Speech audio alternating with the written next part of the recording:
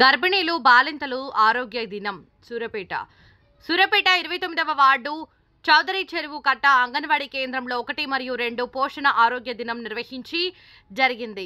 ఈ కార్యక్రమంలో గురించి సిడిపిఓ సుబ్బలక్ష్మి మాట్లాడుతూ కలెక్టర్ ఆదేశం మేరకు ప్రతి నెల వార్డులో గర్భిణీలు ఇంటి నమోదు చేసుకొని వారికి అందించాలన్న సేవలు అందించాలని ప్రతి నెల పిల్లల బరువు ఎత్తులు చూసి తక్కువ బరువు ఉన్న పిల్లలను డాక్టర్ రిఫర్ చేసి ఎన్ఆర్సీకి పంపాలని కోరడం జరిగింది। మరియు గర్భిణీకి బాలింతలకు సలహాలు సూచనలు ఇస్తూ ఆరోగ్యవంతమైన సమాజం కోసం వెయిట్ పెరగాలని కోరడం జరిగింది। ఈ కార్యక్రమంలో సిడిపిఓ సుబ్బలక్ష్మి మేడం, వైజర్ Upendra madam, AWT Jyothi, Saritha, Sunitha, AWH Indamma, Sultana, Haliya, తల్లులు, గర్భిణీలు, బాలింతలు తదితరులు పాల్గొన్నారు। తల్లి కేర్ తీసుకోవాలంటే తల్లి ఆరోగ్యంగా ఉండాలి। తల్లి ఆరోగ్యంగా ఉన్నప్పుడు మాత్రమే పిల్లవాడిని కేర్ తీసుకుంటుంది। వాడిని ఏడ్చినా ఏం చేసినా తినిపించడం కానీ ఏదైనా కూడా ఈమెకి మంచిగా ఉంటే వాడి విషయంలో ఎక్కువసేపు ఎత్తుకొనేసేసి వాడిని ఏడవకుండా చూసుకుంటుంది। అదే ఈమె గిరక జ్వరం వచ్చేసి ఇంకేదో హెల్త్ బాగాలేదనుకోండి, వాడు ఏడ్చినా వదిలేస్తుంది, వాడు తినకపోయినా వదిలేస్తుంది। అవునా కాదా? అందరం తల్లులమే, అవన్నీ కూడా కామన్, అవునా కదా? అందుకని చెప్పేసి ఫస్ట్ మీ హెల్త్ అనేది ఇంపార్టెంట్, తర్వాత మన పిల్లల హెల్త్ అనేది చాలా ఇంపార్టెంట్।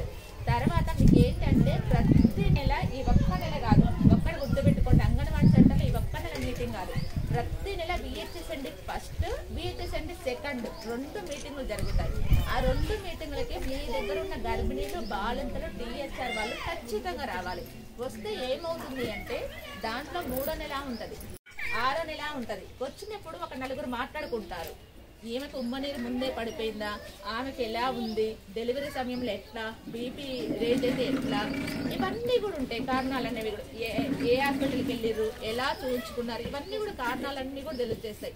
తర్వాత ముర్రుపాలు ఎందుకు పట్టించాలి, ముర్రుపాలు పట్టించకపోతే ఏమైతే, అసలు పాలు ఎప్పుడు వస్తాయి, అవునా కదా? పాలు కొంతమందికి సరిపోవు, ఎందుకు సరిపోవు, అవునా కదా అమ్మ? ఎందుకు సరిపోవు, ఈమెకి ఎందుకు సరిపోతున్నాయి, ఆమెకు ఎందుకు సరిపోవట్లేదు, ఇలాంటివన్నీ కూడా ఒక నలుగురు కూర్చున్నప్పుడు అన్ని విషయాలు కూడా తెలుస్తాయి। అందుకని చెప్పేసి మీ పిల్లలున్నా, మీ కోడళ్ళున్నా, ఎవ్వరున్నా కూడా కొన్నిసార్లు అయినా అంగన్వాడీ సెంటర్కి వచ్చేసేసి భోజనం చేసేసి వెళ్ళమనండి। ఎందుకంటే వెళ్తే కొంచెం వ్యాయామం కూడా అవుతుంది, అవునా కదా? కొంచెం నడవడం వల్ల బిడ్డలో లోపల ఉన్నటువంటి బిడ్డ కూడా కదులుతూ ఉంటాడు। ఎక్కువ కదలికలు అనేవి తల్లి వ్యాయామం చేస్తూనే వస్తాయి। ఎంతసేపటికి పడుకుంటే బిడ్డ కదలికలు కూడా ఉండవు। అలాంటివన్నీ గుర్తుపెట్టుకోండి। ఎంత బాగా పనిచేస్తుంటారు మీ పిల్లలు అనేటప్పుడు దాంట్లో కనీసం కొంచెం పనన్నా మన కూతుర్లు కానీ మన కోడలు కానీ కొంచెమన్నా చేయగలగాలి। ఆ బిడ్డ కదలిక అనేది ఎంత బాగుంటే బిడ్డ అంత ఆరోగ్యంగా ఉండేట్టు, అలాంటివన్నీ కూడా చూసుకోండి। ప్రతి నెల ఈ విహెచ్ఎస్ఎండి ఫస్ట్ మీటింగ్కి అందరు గర్భిణీలు, బాలింతలు, పిల్లలు వచ్చి మీ పిల్లల యొక్క బరువు ఎత్తు చూసుకొని పోయిన నెల ఎంతున్నాడు, ఈ నెల ఎంతున్నాడు, పోయిన నెలకి ఈ నెలకి ఎంత పెరిగిండు, ఇంత పెరిగితే సరిపోతుందా, నేను ఇంకేమైనా కేర్ తీసుకోవాలా అనేది ప్రతి ఒక్క తల్లి కూడా చూసుకోవాలి।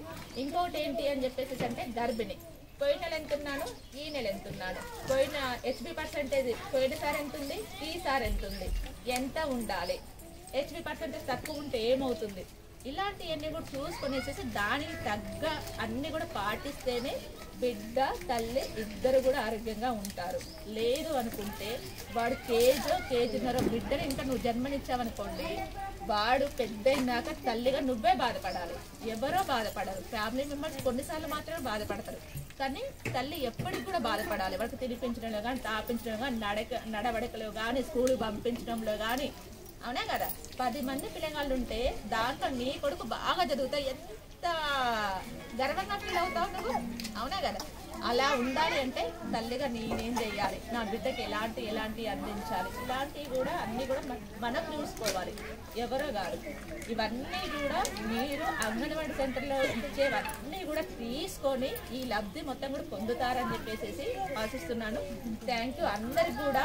ఇంకా ఎక్కువ సంఖ్యలో నాకు లబ్ధిదారులు వస్తే బాగుండేది అని చెప్పేసి అనేది ఒకటి అనిపించింది। ఈసారి మీటింగ్ మాత్రం మీ ఫ్రెండ్స్ ఎవరైనా రాకపోతే మాత్రం వాళ్ళకి చెప్పండి।